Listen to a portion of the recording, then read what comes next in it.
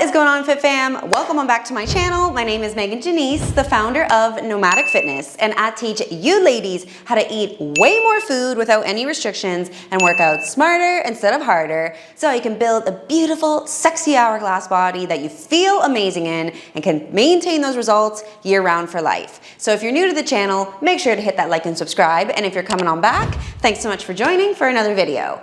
All right, fam, in today's video, I'm gonna talk about why I think one of the best things you can do to really see progress in your fitness journey and guarantee results is to use the scale, a body weight scale. Actually weigh yourself and do it daily. Okay, so hear me out, because I know some of you're hearing this and you're like, no, that's not for me. I'm afraid of the scale. The scale's triggering. I don't believe in weighing myself. I don't even think weight matters. And I'm gonna tell you, actually, I agree with you that your weight doesn't matter. Weight in and of itself, the individual number, literally means nothing, because the weight that you see on the scale is not telling you where the weight comes from. So how much of the weight, that grand total number, is from muscle or from fat? And then other things like water weight, gut weight, literally how much food you've eaten. If you have any inflammation, maybe you trained really hard yesterday so your muscles are still kind of sore, that can also contribute to weight gain. Did you have any alcohol? Are you on your cycle? Because obviously there's water retention from hormonal fluctuations. Maybe you ate more fiber. There's all kinds of things that can contribute to the number on the scale. So what I'm trying to say is that the number in and of itself is not important, but the reason that weighing yourself and using the scale is such a valuable tool in building your dream physique is not the number itself, it's the trend of the data that is important. So when you weigh yourself every single day and you actually keep track of it, and you weigh yourself to the decimal point as well, not just to a round number, because obviously the decimal point has quite a lot of fluctuation, so we want to know those numbers. For example, you would actually say, oh, today I weighed in at 134.8, not just 135. So make sure to specify like that. But when you're weighing yourself every day like that, over time, there is going to be a trend in the data. And that is extremely valuable information that is telling you how your body is reacting to what you're doing, okay? So to put this all into context, I'm not saying only weigh yourself and only go by that piece of data. And in fact, this is why so many people go wrong in their fitness journey, and why they get so triggered by the scale in the first place is because they're only looking at how much they weigh and they're not really looking at anything else. So even more important than using the scale is comparing the trend in the data of what you're seeing with the scale weight relative to what you see happening in your weekly progress photos. And yes, you should be taking weekly progress photos. A lot of people do not do this. A lot of people just won't. They won't have the discipline, the consistency to do it unless they're in a one-to-one coaching program like ours, where it is a literal requirement. And it is a requirement because it is the most important piece of data that we have. Because obviously we all know that nobody actually cares. I mean, some of you may be saying you care how much you weigh, but you don't actually care how much you weigh. You care about how your body looks. And to prove this to you, in case you are one of these people who's like, no, I do care about what the number is on the scale, let me ask you this. If you woke up tomorrow morning and you looked in the mirror and you had the sexiest, most goddess dream body you could ever imagine, would you be like, wait a second, I need to go weigh myself, and if it's not the number that I think it should be, then, the sexy goddess body, actually, it's not a sexy goddess body anymore. Obviously not, right? And it's because you don't actually care how much you weigh. You care about how you look, which is called body composition. So that's actually one of the reasons that how much you weigh really doesn't matter, because it's not telling you how much of that is fat and how much of that is muscle. I know I literally beat this to death on this channel, but I'm just gonna say it again here because I never know who's watching this at what point. So just reminding you that here is a picture of 5 pounds of muscle and 5 pounds of fat. They both weigh 5 pounds, but you can see obviously muscle takes up much less space than fat does. Fat is bigger, it is more mushy, flabby, dimply, soft, whatever you want to say. So when we're saying we want to lose weight, the type of weight that you want to lose is the fat mass, okay? Because that's the stuff that doesn't really look or feel good. And the stuff that does look and feel good, when you say you want to be toned, you want to have sexy definition, you want to have the abs, you want to have booty, that's muscle. So those are the only things that you can ever do to your body is you can either add more fat or take fat off, and you can add more muscle or take muscle off. That's literally it. Obviously, you can't change, how tall you are. You can't change your skeletal structure. There's certain things that you just obviously have to accept the way that you are. However, you can really make yourself look great, doesn't matter who you are, so long as you are putting more muscle on your body. That's the most important thing, is adding more muscle, because the muscle is what makes everything smooth, firm, tight. It's how you get that nice, sexy, tight skin that shows the definition, that shows the lines, that shows the shape where you want it. So it's really mainly putting on lots of muscle, and then alongside that is keeping a relatively low body fat percentage. A lot of people get this really wrong, and they only fixate on fat loss. And then this is the thing, they lose fat and or weight, but they're still just kind of small, kind of skinny fat and shapeless when they go and lose that weight or lose that fat. And that's because if you don't have anything to show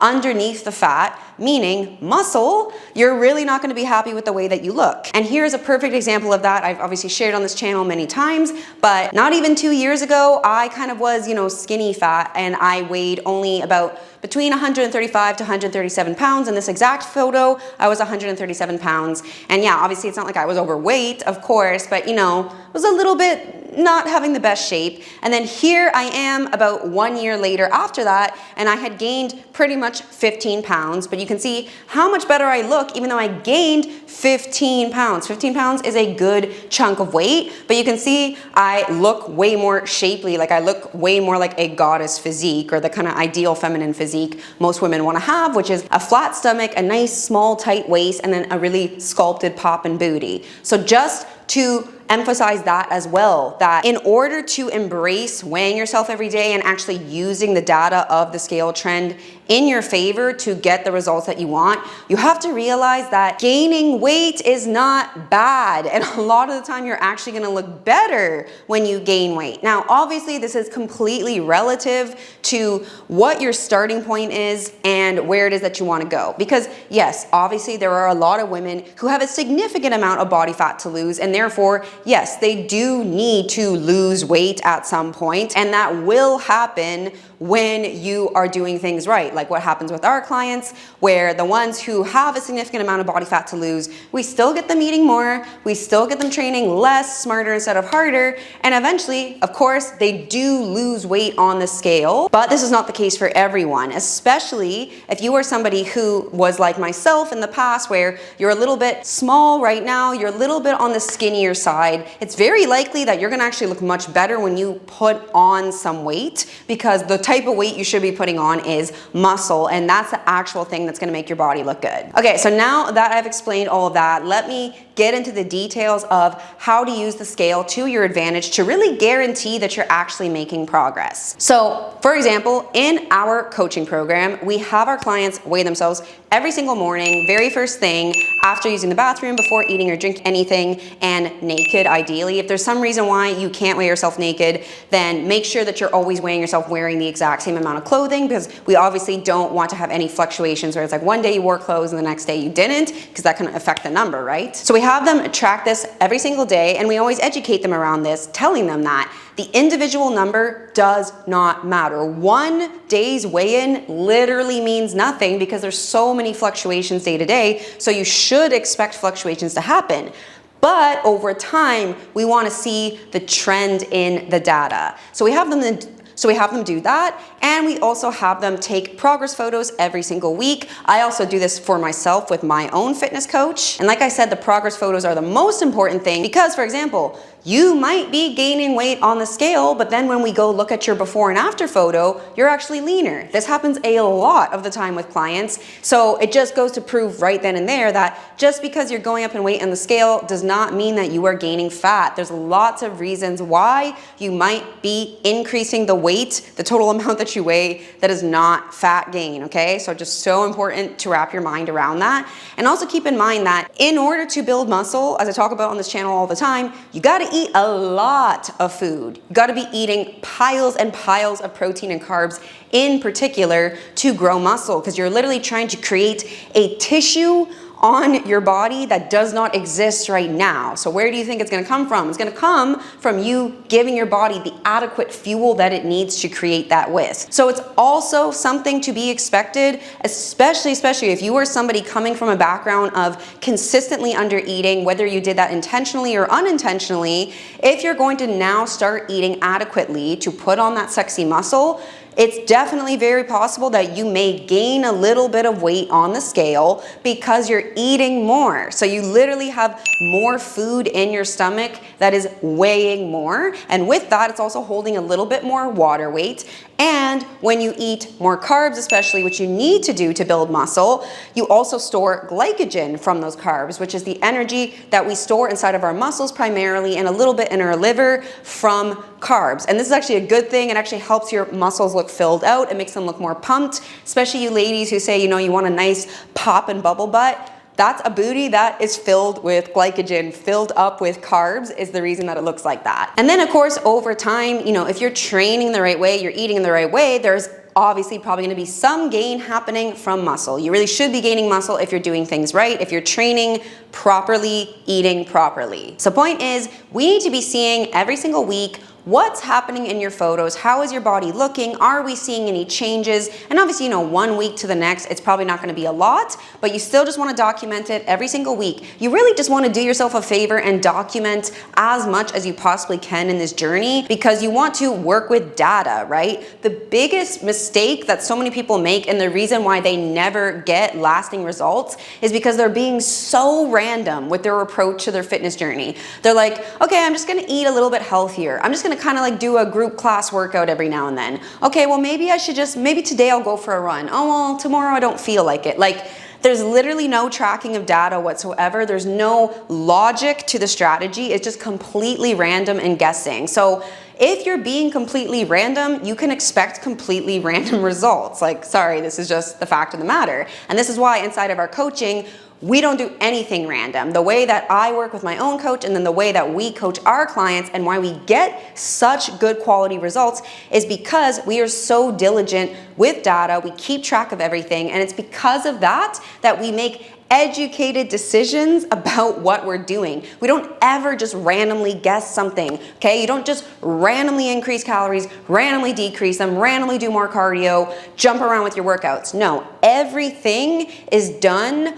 based on the data, based on evaluating all of the data we have, your photos, your weigh-ins, and your biofeedback. So, you know, how does what you're doing feel, right? Are you getting hungry from it? Are you having good quality sleep? Are you managing your stress? Are you on your cycle? What are your energy levels like? You got to look at everything, because all of those things can be affecting the data. And from that point, evaluating all the data, that's how you're then going to know what is the right decision for you to make towards progressing with your physique. All right, so that being said, when you're actually doing things properly, when you're actually tracking the data and using a good quality strategy, which is everything that I talk about on this channel, so actually eating according to macros, eating the right amount for your body, and then training, actually going into the gym or lifting weights at home with the intention to put a good quality stimulus on your muscle so the muscle will grow, okay? Big difference than just exercising. Exercising is just kind of like running around,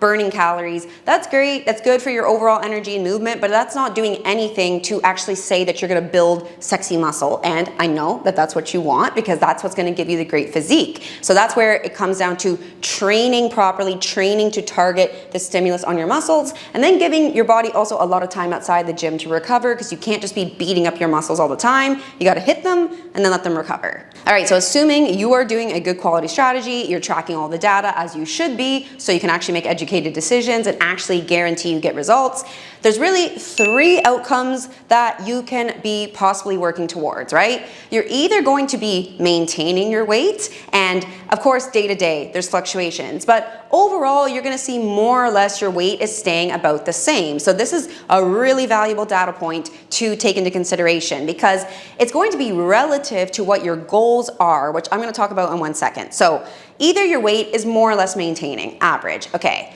The other two possible outcomes is that your weight is slowly but surely going up on average, not just a spike one day here or there. I'm talking about an overall average increase that we see in the trend of the data. And then the third possibility is that you are losing weight. So again, not every single day that is just like a direct, you lose a pound every day. Of course, it doesn't work like that. But overall, there's a downward trend happening with the data. Okay, so those are the three possible outcomes we can have: maintenance, gain, or loss. Now, none of these are good. I don't want you to think, oh, weight gain, bad. Weight loss, good. Maintenance, good, or bad, whatever. It's literally just an objective piece of data, whether you are maintaining, gaining, or losing. And we got to take all of that into consideration relative to what are we working on with your physique right now. What phase of physique and kind of overall health building are you in? So let's talk about what those three possible options are.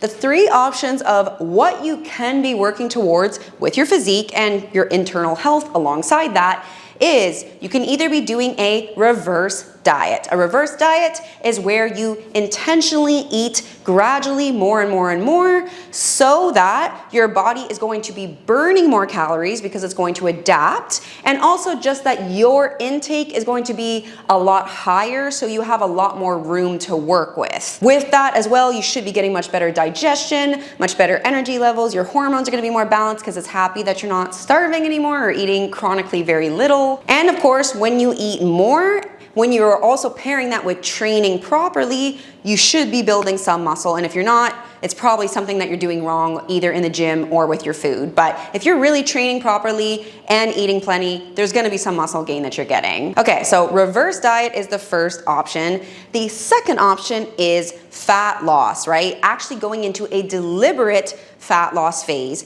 And a fat loss phase requires being in some amount of a calorie deficit. You want that to be a fairly gradual deficit, not an extreme deficit, because although we want to lose fat, our number one goal always is maintain as much muscle as humanly possible, because you don't want to just lose weight and lose a bunch of muscle and end up skinny fat and then with a slow metabolism because of the muscle loss. You obviously want to get lean but be toned, have the sexy shape and definition underneath. So that's where you got to lose fat but keep the muscle that you work so hard to gain. So you got to be strategic with that approach. But yes, in fat loss phase, you should be seeing weight loss overall. It should be gradual, but there should be some amount of scale moving downward over time, because that's how you know, okay, fat loss is actually happening. The third possible thing that you can be working towards is muscle gain, right? Actually being in a bulk, as it's called, a building phase. And in this phase, this is where you actually are trying to see weight gain happen. You are literally deliberately trying to make sure that the scale is going up. And you can tell me that, oh, I want to gain muscle, I want to see weight gain happen, but I can tell you right now, if you are not seeing the scale going up outside of a couple of pounds here or there, you can do what's called a recomp. A recomp is where your weight stays the same, but how you look in your photos is very different. And